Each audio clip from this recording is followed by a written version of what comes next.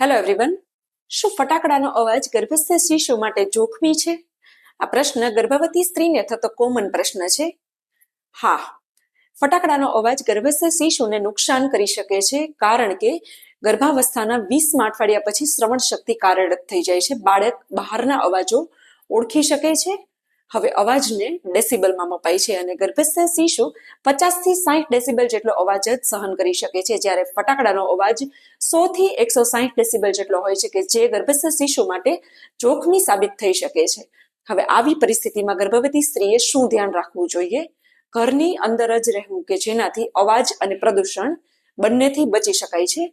કાનની અંદર noise cancellation ઇયરપ્લગ્સ પહેરવા જોઈએ અથવા તો કોટન રાખવું જોઈએ. વધારે અવાજવાળા ફટાકડાથી 300 થી 400 મીટર જેટલું ડિસ્ટન્સ રાખવું જોઈએ અને વધારે અવાજવાળા વિસ્તારમાં જવાનું પણ ટાળવું જોઈએ. થેન્ક યુ સો મચ, અને ફરી મળીએ એક નવી પ્રેગ્નન્સી ટીપ સાથે.